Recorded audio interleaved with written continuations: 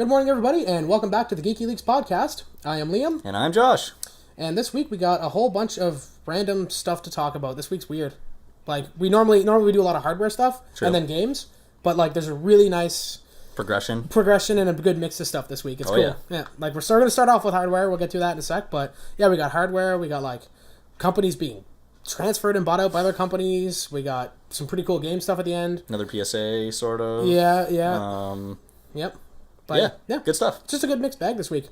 So let's dive right into the hardware first, because that's what I'm all about. Oh, yeah. So, AMD announced Ryzen 3 this week. Finally. Actually, today we're recording Thursday, so it would have been 2 days ago now. 2 days ago, AMD announced Ryzen 3. And I haven't seen any benchmarks yet. By the time it's Saturday and you guys are watching this, there'll probably be some benchmarks out. But, so we got 2 new quad cores. They're 4-core, 4-thread, no hyper-threading, or simultaneous multi-threading, as AMD calls it. But they're 130 and 110 US bucks. That's the thing, right? Like, now we can actually get quad cores for like less than $150. Yeah, which is ridiculous. Because up until this point, Intel's like cheapest i5 quad core was $180 US. Yeah, there you go. So US, so it's like 230 here. Yeah, exactly. Yeah. So like, yeah, and that's the minimum. Yeah, that's like the cheapest like locked i5, lowest clock speed i5. Whereas this is unlocked, isn't it? Every Ryzen CPU is unlocked. There you go. Now, there's no integrated graphics. You're still going to buy a graphics card, but, like, you're probably buying one anyway. You're buying... Yeah, I mean, you're buying a gaming chip, technically. I mean, yeah. And it's one of those things, too, like, if... I don't know. Like, if you really just need, like, integrated graphics, just go get, like, a Pentium for, like, $60. Yeah. Or, like, wait for the APUs to come out. You don't need a Ryzen at that point. No, or again, like, wait for a Ryzen APU when they come out. Because they'll probably be $110 and have, like, not completely terrible integrated graphics. Yeah. But, yeah, if you just want, like, a quad core for gaming, this is a great option. So I'll just quickly go over the specs really quick. Like I said, these are 4 cores, 4 threads. Mm-hmm. So the Ryzen 3, the 1200, which is the cheapest one, it's $110. You get a base clock of 3.1 and a boost of 3.4. It's still pretty fast. Which is, that's not terrible at all. And then the other one, which is the 1300X, is a base clock of 3.5 and a boost of 3.7, which is not bad. It's only $20 more than the 1200, sorry. So definitely not terrible there. I mean, the clock speeds of all the Ryzen CPUs are nice because they're all, like, really close to each other. Yeah. Like, they're all between, like, 3 and 4 gigs. I was going to say, I don't even know. Like, 3.4 sounds okay to me still. Yeah, 3.4. And again, for $20. I mean, for $20. But it becomes one of those things, too. I mean, if you want to overclock, you could save $20, invest in a better cooler, overclock. True. I mean, it's up to you, but... At least you have options there. Like, you can kind of play around with the pricing and what SKU you buy, and, like... You can buy a lesser SKU and get a better cooler and then overclock it, and then you can buy a bigger SKU with a lesser cooler, not overclock it, and like you kind of have more options. When your whole lineup is unlocked, you actually do have options. Whereas Intel, Whereas Intel's like, okay, so like you want to overclock something, okay, well in the mainstream you have like the i5 or the i7, like one of each, and then on that go like high end. Yep. Buy our $2,000 Extreme Edition. Exactly. It's like, how about no? How about I just don't do that? But I'm just pretty stoked to see this because again, like this is by far the cheapest like actual quad core CPU that I've ever seen. Oh yeah, for sure. Like so that's awesome in that sense, and it's actually got like AMD's had cheaper quad cores before, but they're pretty crappy. I mean, this is like only $20 more than what I paid for the Pentium G3258. Yeah, exactly. So like, oh my god, and that's like just an unlocked dual core. Yeah. And it's only $30 more now for an unlocked quad core? Yeah, exactly. That's pretty ridiculous. The stupid thing with that Pentium, too, like, it was awesome that it was an unlocked dual core, don't get me wrong. Yeah. But, like, you still had to buy a Z-Series board. True. For your $90 Pentium. True. So it was like, what? That's very true. But, anyway. Couldn't you... I think at the time you could get the B boards, couldn't you?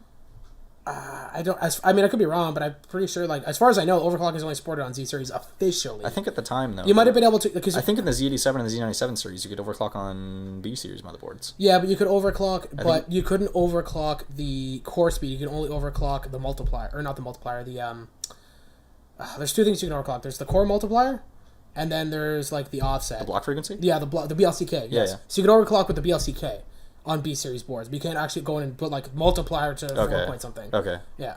So you could just be slight overclocks. Yeah. So you could do, like, a little bit, but it wasn't, like, multiplier to, like, 4.5 or something. Yeah. It's, like, way faster. But still, I mean, at least you had the option of getting a B-Series board. You could do, yeah. And then at that point, you could probably get away with using the stock cooler still. So it was still decent, just, like, if you really wanted to push it. Yes. Like, if you're going to get it to 4.5 or 4.7, like some people were getting it, then... Yeah. Yeah, because you had it to, like, I think you had it 4.5 for a while, didn't you? I was kind of lazy and I didn't really want to push it that far, so I think I stopped at 4.4. I was going to say, I know you had it at 4.2, 4.3. But literally 4.4 was like, go into the BIOS, multiplier to 4.4, done. Yeah.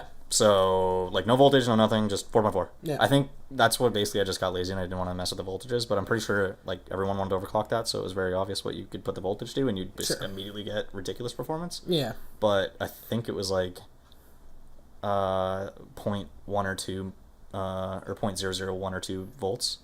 Fair. Something like that. Just like a little increment. Like, yeah, like, and then you would just get 4.7 out of it, like, immediately. Sweet. I think some people were getting over 5 with it. That's crazy. I think at one point people were getting 5.5, or sorry, 5.1, sorry. I wouldn't be surprised, because, I mean, like, the 2 cores aren't going to put out that much heat, exactly. So as long as you can cool it, it's probably fine. Yep.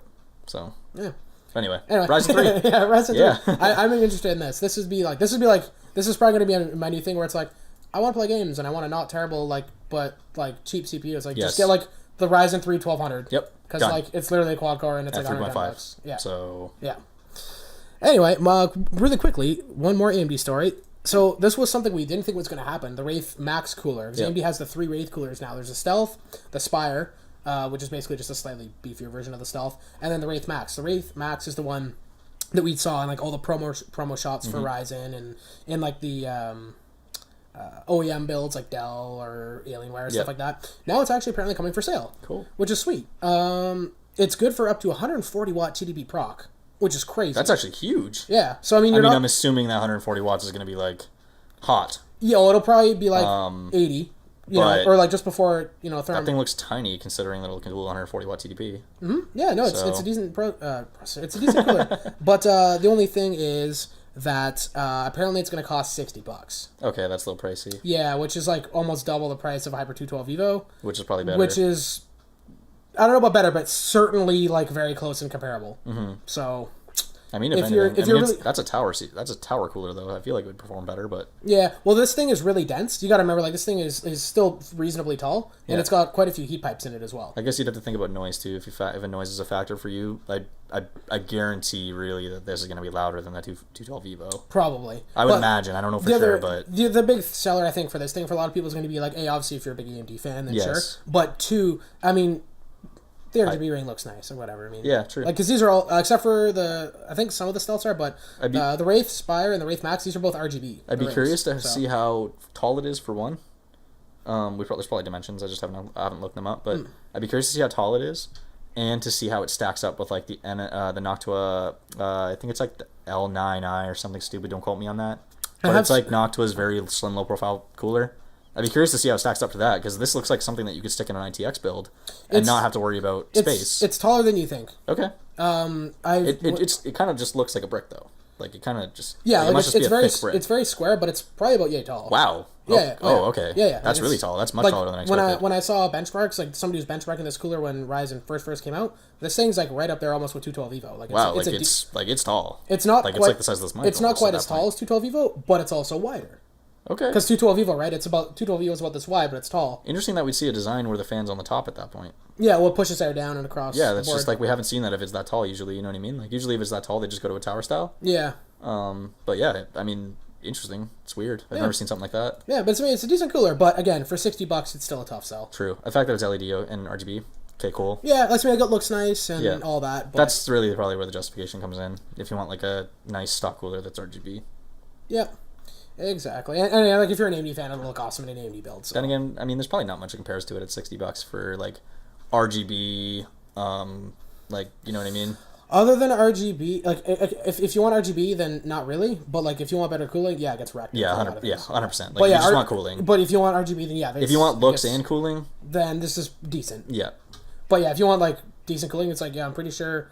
This is US pricing, but I'm pretty sure for like $70, maybe $80 US, you can get like an H80i. Which is obviously way Which is better. like a thick 120 rad. So yeah. But anyway, speaking of processor stuff, we talked about Coffee Lake briefly. I can't remember if it was last week or the week before. Yeah. But there's a little bit more detail to the specs. Like initially it was basically like, yes, it's a 6-core. Mm-hmm. And that's what I remember us talking about it. Be like, so we know it's this. Yeah. But that's it. But now we actually have like some clock speeds and stuff, apparently. Cool. So apparently we're going to get 12 megabytes of L3 cache. Okay. And obviously, like I said, they're going to be 6-core. And it's apparently going to be 4.3 gigs on a single core, 4.2 gigs on 2, but 4 gigs across all 6 cores, which is actually pretty good. Okay. So, I mean, we'll have to see how that plays out. I think, in my personal opinion, that Intel is still going to have to show us some IPC games to make that warranted, or to make it actually better. Because right now we have, obviously we have our quad cores on the mainstream, and we have 6 cores on Skylake X. Right. But as everybody knows now, I mean, Skylake only really has maybe 15-ish% IPC on Ryzen. So if this is like Kaby Lake and there's no IPC gain, then it's like, okay, this is basically taking the 6 core that we have on the Extreme platform and moving it over to the mainstream platform, and it's like pretty much the same clock, slightly better clock speed. Yep. So it's not really Sorry. I unfortunately do see Intel doing that. Well, me too. I almost expect them to do that. Yeah. But it just doesn't seem very exciting. That's all. But the one thing that is nice about this is that apparently these are going to be socket LGA 1151. Okay. So you could get your you could have say your Skylake i5, which is just a quad core 4-thread, and maybe go to this Cannon Lake i7, which is now a 6-core 12-thread. Yep. So if it's still the same socket, then that would I think is still nice, because then maybe not if you have Kaby Lake, maybe not, but if you had Skylake and you've had it for 2.5 years at that point. Yep.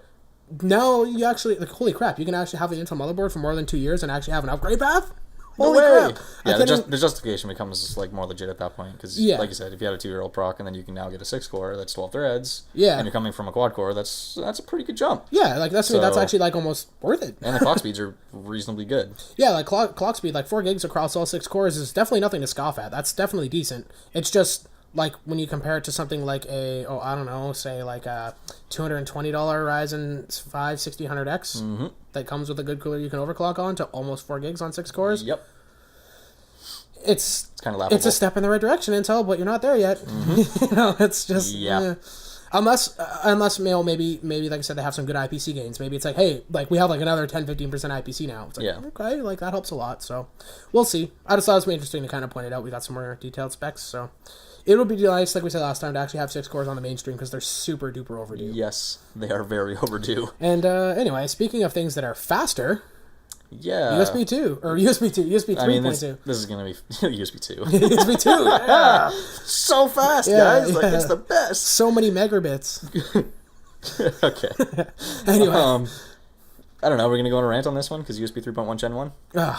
We probably should, but we should probably keep it reasonably brief. Okay, well, let's explain at least. So, for people who don't know about USB 3, USB 3.1, and 3.2, there's 2 versions of USB 3.1.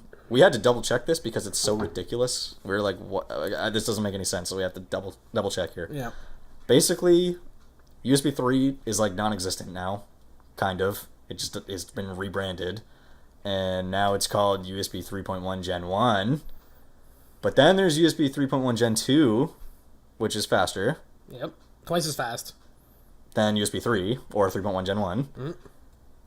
And now we have USB 3.2. 3.2. You had to think about it for a second, then you're like, wait. I'm like, wait, because it's Gen 1. It's confusing, but anyway. So yeah, we have 3.1 Gen 1, 3.1 Gen 2, and then now we have 3.2, which is even double the speed of 3.1 Gen 2. Correct? Yes. Okay. Very confusing. Good job marketing. Yes. So good at marketing. So anyway, we're getting new USB-C. We're getting a new USB standard that is faster than the previous standard. Yes. Is that? Did I? Yes. Okay. Yeah. You got it. The one thing that is nice about this is that any cable that met the requirements for Gen 2, like the 10 gigabit, is going to be totally fine to work with this. Yeah. But most people don't have one, so a lot of people do. It's becoming more common. I've never seen a Gen 2 anyway.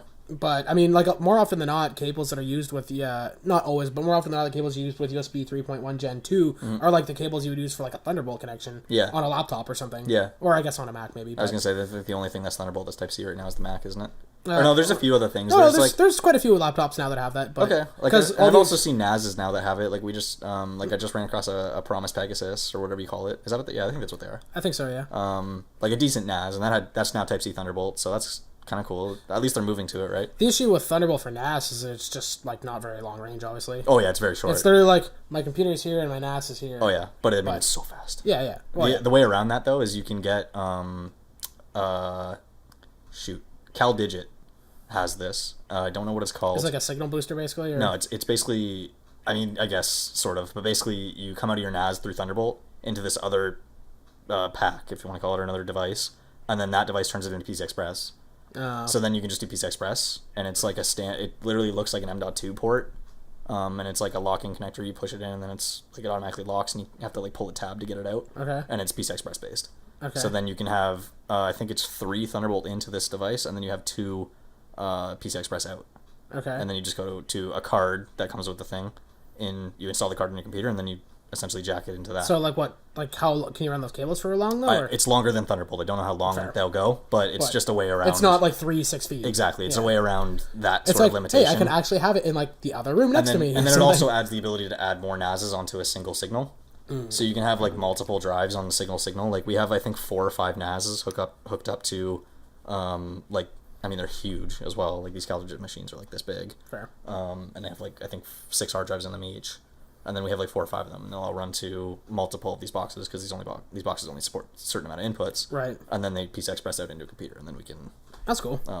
See all the drives essentially, and not have a limitation of like distance, because then we put like our CalDigits in like a decent little location where they're kind of safe, and then Thunderbolt to them beside the computer, and then them to the box, and then the box runs PCI Express to the computer. Cool. So, there's options like that, at least if you want to get around the limitation of Thunderbolt. Fair.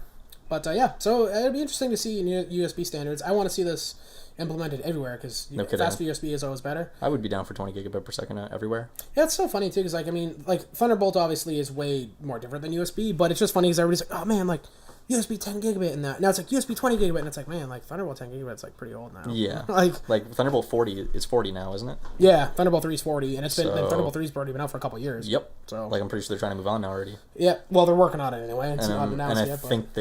I think it's been rumored to double, isn't it? Yeah, that's how Thunderbolt was 10, 20, 40, then probably 80 next time. I think that's already been talked about too. They're working on it. It's not announced or anything yet, but they're working on it. But I thought there was rumors. Anyway, Thunderbolt. But, we got off topic there, but yeah, that's all good. But I just hope to again see this everywhere. I want to see at least more 10 gigabit. If 20 gigabit's available, at least want to start seeing 10 gigabit USB. Yes. Like everywhere. Yes. Because and more USB Type C. Yeah, that'd be nice. Yeah. Anyway. Moving on. So this is when you want to talk. This is crazy. PSA. Yeah. Anybody out there who knows Kodi is probably familiar with installing third-party add-ons into Kodi so you can watch content. You can view things. Yeah. Yep. Apparently all the, essentially to add one of the add-ons, you have to add in this URL that's from this website, basically, TVAddons, or TVAddons.org. So it's like this add-on / and then the URL is TVAddons.org. Okay. It's kind of like that. That's generally how it works. Somebody bought this domain. Okay. So, and it's owned by a law firm. And they can, basically do whatever they want because they own the domain. So anybody who is essentially using an add-on from TVAddon.com can be spied on through Kodi now. Perfect. Because they own the domain. Makes sense. It's theirs. So, this article kind of talks about, if you watch pirated content, they can kind of watch you now. So... Yeah, that's not good. I would suggest people not use Kodi, or you can use Kodi. Kodi's fine. I want to make sure that's clear. Right. Kodi is fine. It's when you add third-party add-ons from TVAddons.org. Yeah, so just don't add add-ons from TVAddons.org and it's fine. The problem with that is a lot of them are from TVAddons.org. Right. So like all the good ones, I'm not just going to go and name a bunch because things and stuff, but things people use from this place. There are a bunch of add-ons on TVAddon.org that allow you to watch pirated content.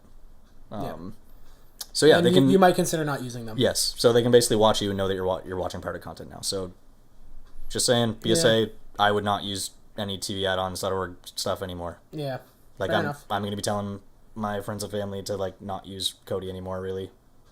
So I'm sure there are other options. So if you're going to have a media server, which is essentially what Kodi is, Plex. Yeah, I was going to say, just got to set up a Plex server. Everybody get set up with a Plex server. Do it. Yeah, Plex is great. So do it. Highly recommend Plex. Do it. But everybody do it. But obviously at that point, local content. Yes. Where you get that content from is your own business. You get your content from extremely legal sources. Yes. And that is where you get it and watch it from your DVD collection. Yeah, exactly. Because that's where everybody watches everything from. Exactly. So anyway. You guys get the idea. Yep. Do not use TVAddons.org anymore. Yep. Because they own it. They're owned by a law firm. Yeah. Yeah, screw that though. Yeah.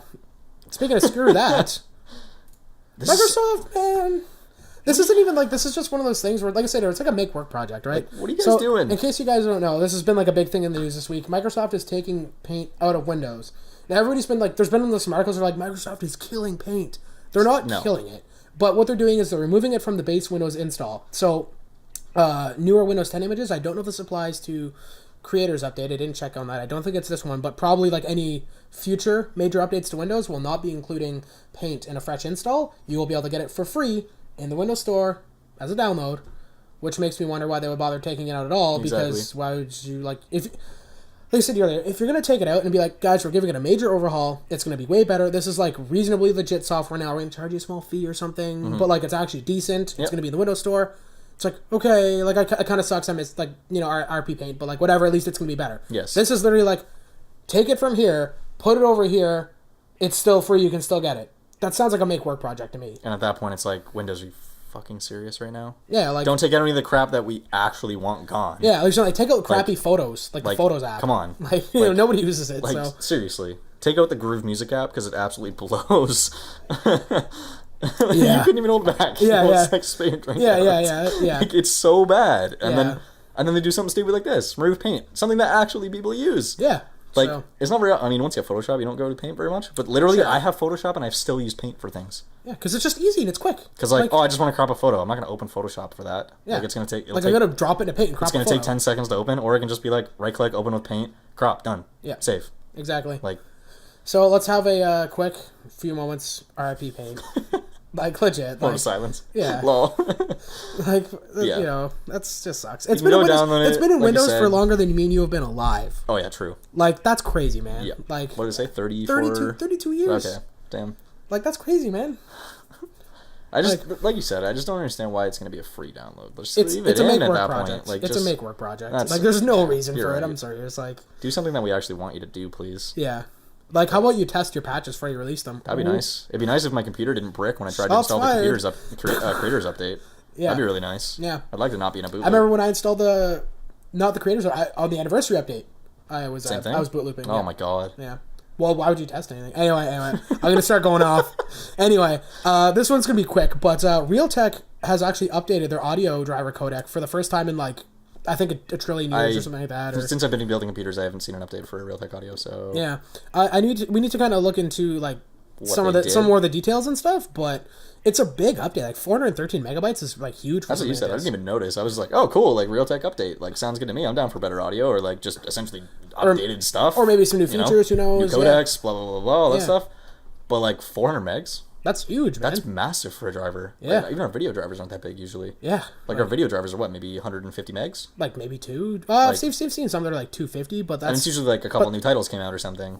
Yeah, and even then it'll be like usually the updates are smaller, but like if you do like a fresh install, maybe like 250 megs. Like then again, since they did the last update, how much stuff has changed? That's what I mean. It's like this has been so long. That's probably why it's so huge. It makes sense. But yeah, I mean... highly suggest go get the new Realtek audio driver because for sure, especially if it's it's for Windows 7, 8, and 10, probably 8.1 obviously. I mean, it's already got 775,000 downloads. Yeah, on TechSpot. In fact, I will just do a quick refresh of this page. Yeah, it's gone up a couple.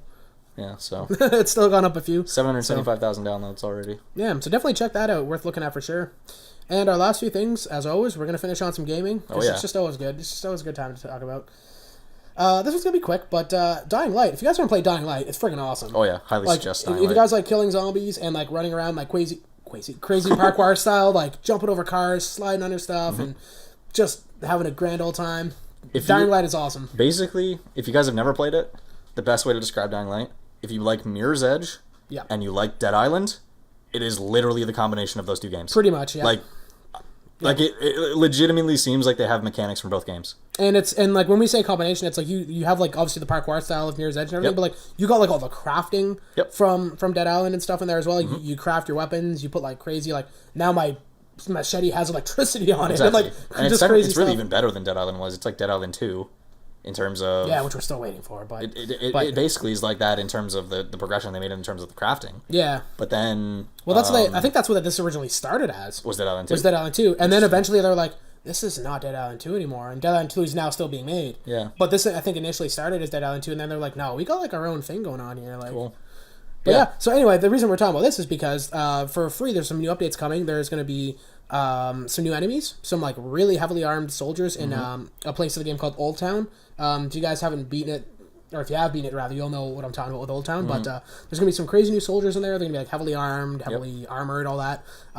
One new zombie, but the zombie is honestly pretty similar to like the big sledgehammer guy. If you've played it, you know what I'm talking about. If you played Dead Island 2, you've probably seen that sort of enemy. It's basically like a more or less like a reskin of that guy. Yeah, I mean it looks badass. He's like taller, bigger, probably does more damage, has a bigger weapon. Like it seems pretty Yeah, like I mean it looks cool, but it's nothing really like that new. Yeah. The other cool thing though is with those new soldiers in Old Town, you can kill them and slowly take their gear piece by piece until eventually you get like a full set and it's like a whole like attire you can wear, which I think is kind of cool.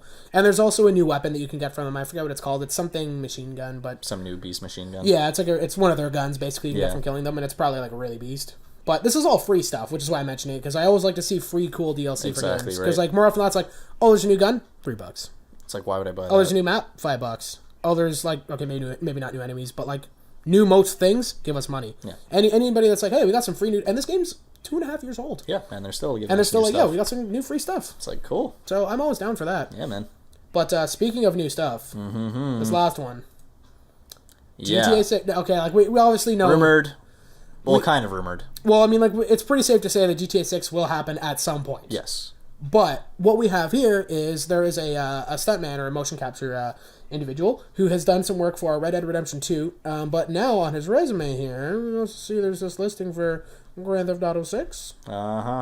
Which is pretty cool. So it seems like Grand Theft Auto 6 is, like you said, not only in development, but probably well into development if they're doing motion capture. I was going to say, if they're doing motion capture, then they've pretty much ironed out a lot of the details. Because like if they're doing motion capture, unless they're not doing motion capture of like actors. I'm assuming they're doing motion capture of actors. But if they're doing, so this guy's doing, he's a stuntman. So if they're doing the actors, then they basically have the story ironed out for the most part. Because like they wouldn't be able to film a lot of it if they didn't know what they were going to say, right? Yeah. So they would have a script. Or whatever. Yeah, they would have a script. They would have like the place where they're going to do it. They would have like a lot of the story ironed out already. So that's pretty cool. Like at that point, it's way more in development than we thought it was. Yeah. Because I thought they were gonna milk GTA 5 for way longer than they are. Yeah. Well, I mean, you don't know. I mean, you never know when GTA 6 might come out. I still think we're probably a ways out for that. A couple years at least. Oh yeah, but I mean, to be also fair, GTA 5 is coming up on its 4th anniversary this fall. If you want to talk about PS3, Xbox 360 release. Yes. If you're talking about the new consoles and stuff, then it's a different story, obviously. Then we're going to be coming up on the 3-year anniversary, and then PC version was 2 years ago in the spring. Yeah. So, I mean, it depends on how you want to look at it. Is it, I mean, for us as PC gamers, the game's only about 2.5 years old. Yeah. For some people, they've been playing it for almost 4 years. Yeah. So, I mean, like, honestly, obviously I'm a PC gamer, but I would still argue, like, on console, and especially on those old generation consoles, it was a rough experience with that game. Yeah. Especially Xbox 360. Oh, I couldn't even. I played it on the 360. I remember bringing it over to your house so I could play it. Yeah. You're like, oh, this is awful. I'm like, wow, I didn't even notice. And then I play it on PC. I can't go back. Yeah. I cannot go back. It's absolutely awful. Yeah. Like, oh my god, is it awful? Yeah. But, yeah. Yeah, we won't talk about it any more than we need to. Yeah, we won't rip on it. Anyway, I'm stoked for GTA 6. It should be awesome. I mean, GTA 5, amazing. So yeah, GTA 5 is already GTA 5, and now we're gonna get GTA 6. I mean, maybe it'll be GTA 5. If this beats GTA 5, oh my god. Yeah. Best-selling game ever again. Yeah, we'll have to see, I guess, but hopefully sooner rather than later. Rockstar. Yep. And that about wraps it up. That's everything for this week. So, if there's anything you think we missed, be sure to comment down below. Let us know if we didn't talk about something, if there's big news that that should have been mentioned. I think we covered a lot of stuff that happened this week. We can never get to everything, but let us know if we missed something. Like the video if you liked it, absolutely. Share it around. Throw it up on Reddit. Throw it up somewhere where everybody can see. And thanks for watching, everybody. We will see you next time.